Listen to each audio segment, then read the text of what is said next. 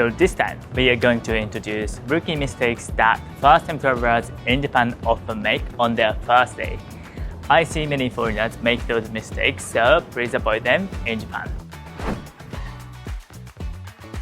Well, perhaps the first mistake you make in Japan may be how you ride the escalator. Well, in Japan, the way to ride the escalator varies depending on the location. Well, in Tokyo, you stand on the left and leave the right side open for those in a hurry. But in Kyoto and Osaka, it's the opposite. Stand on the right and leave the left side open for those in a hurry. But I know some of you might be worried about forgetting which side to stand on the escalator in respective regions. If you are not sure, it's recommended to do the same as the person in front of you. Alright, next rookie mistake is when you go to shopping in Japan. This is also culture difference.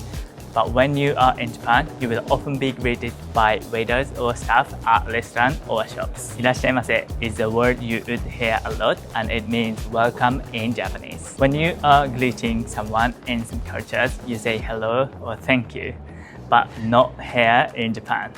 This is because we Japanese normally do not start conversations with someone we don't know. So even if they greet you, you are not expected to start other conversations. Then what do you do when you receive the welcoming greeting?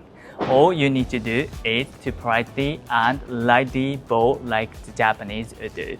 That is very enough to show that you acknowledge the greeting. In Tokyo or Osaka, every train is parked during the commuting hours of 7:30 to 9 o'clock in the morning and 6:30 to 8 o'clock in the evening. Therefore, it is particularly difficult to take a train with a suitcase during these times. I once did it, and people on the train stared at me. I know what they wanted to say. But of course, some people may need to travel during commuting hours. In that case, it is recommended to use a bus if possible. Moving a little area or waiting at the airport to avoid commuting hours could also be options. The next rookie mistake on the first day is forgetting to remove your shoes indoors. As many of you already know, in Japan, it's customary to remove shoes when entering inside. While people from countries when it's not customary to remove shoes indoors may accidentally enter a room with their shoes on. So please be careful. If there is a step when entering the room, there is high probability that you will have to take off your shoes. So it would be good to remember this. A common mistake foreign visitors make is declining the free water served at the table. In Japanese restaurants, water is complimentary. Offering free water to guests is a welcoming act in restaurants. Some classic restaurants might offer you tea because that is what we do when we host someone at home. So if the waiters bring you some water, do not decline it or ask him to take it back. All you need to do is either simply say thank you or do the Japanese light bow to express your appreciation. You can also get refills during your meal. You might finish the first glass of water, but don't worry, you can simply ask for another refill, and the waiter will pour in some water for you. One thing to keep in mind is that it's generally not good to drink beverage both outside the restaurant. Let's be careful, as some people do this unconsciously as well. But in Japan, as the saying goes, the customer is God. So you can receive considerate service in any shop. Therefore, if you come from a country with a tipping culture, you may want to give a tip, but be aware that tipping is not a culture in Japan. If you receive good service and want to say thank you, it would be best to say thank you or arigatou gozaimasu in Japanese.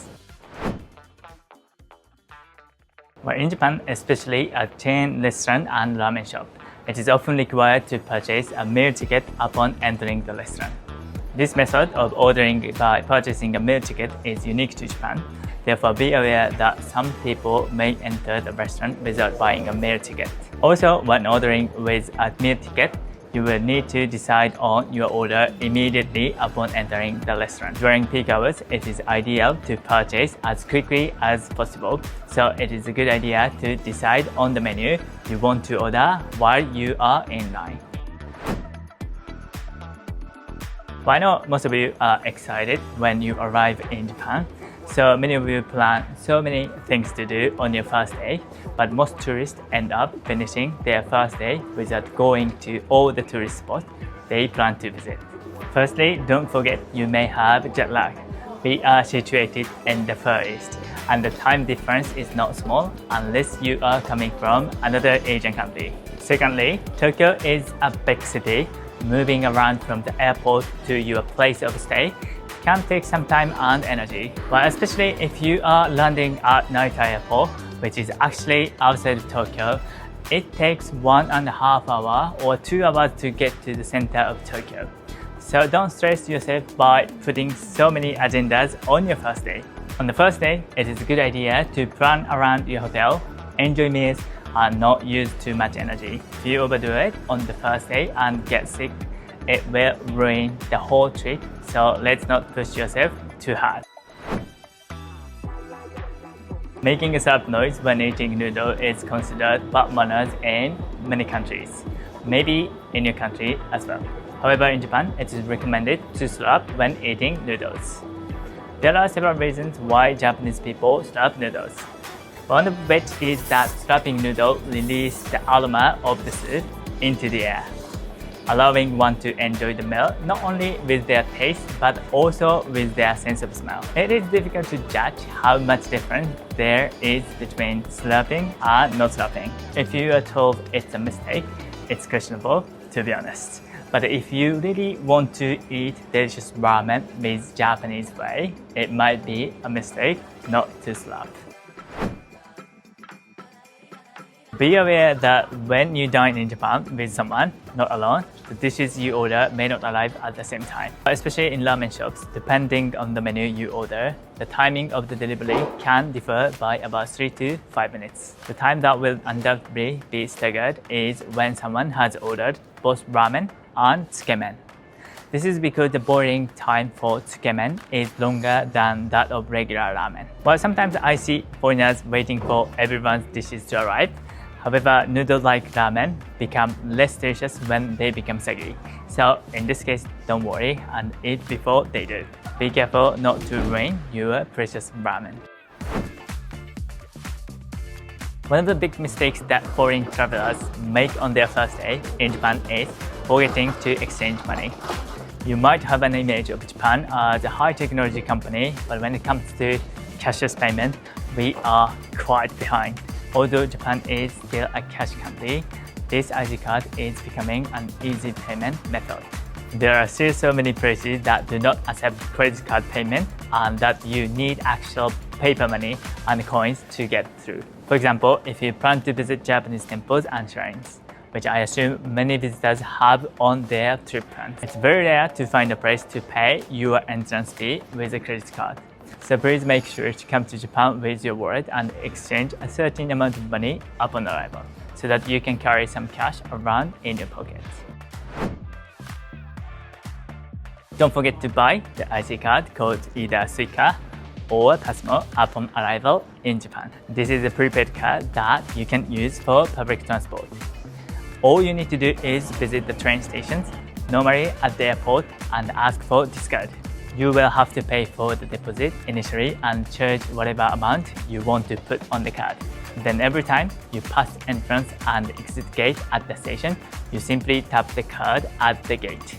Be prepared for the casual tap so that you would blend into the locals and that you don't get knocked over by the busy Japanese workers. Not only can you use the IC card for train tickets, but you can also use it for quick payment at stores such as convenience stores. If you come to Japan, not alone but with your partner or friends, please avoid this mistake. A very common mistake that you make in Japan is to speak loudly in public. Well, of course, there are some exceptions, but in Japan, everyone keeps the public very quiet. You'll be surprised at how silent it is on the elevator. And you can ever hear mechanical sounds. But please do not misunderstand that you can't speak at all in the public area. You can, but with lower voice if you need to chat. This is our way of respecting others in public places. We need to keep the space quiet so that we don't disturb other people's peaceful space. When you Google, there are so many ways to move from the airport to the city of Tokyo. Buses and trains are the main transportation from the airport, but which one to use depends on time and circumstances. If you want to move quickly at an affordable price, taking the train is the best option. There will be multiple ways that would come up when you research. But personally, I recommend not taking the cheapest route because it will take longer time with multiple train changes. You will have a suitcase to carry around, so pick the least complicated one to make your trip easier. If you are too tired, you can't walk around with your heavy suitcase, which makes total sense as you have done a long international flight to get to the airport, or simply pick the bus option. There are shuttle buses to various destinations inside Tokyo, such as famous hotels or big train stations. The ticket might be a little more expensive than the train option, but you get to leave the baggage on the bus and sleep on the bus for 1 hour or so. While some of you might take a taxi in Japan, be careful not to open the doors yourself, as most taxi doors in Japan open automatically. Of course, they open automatically when you get in and also when you get out. But in Japan, taxi drivers check for any potential dangers around before opening and closing the doors. So when you take a taxi in Japan, trust the driver and wait for the door to open. By avoiding these rookie mistakes, your trip to Japan can certainly get off to the best start. On this channel, we introduce mistakes that everyone often makes when traveling to Japan, so please watch this video as well. Have a good time in Japan. See you soon. Bye.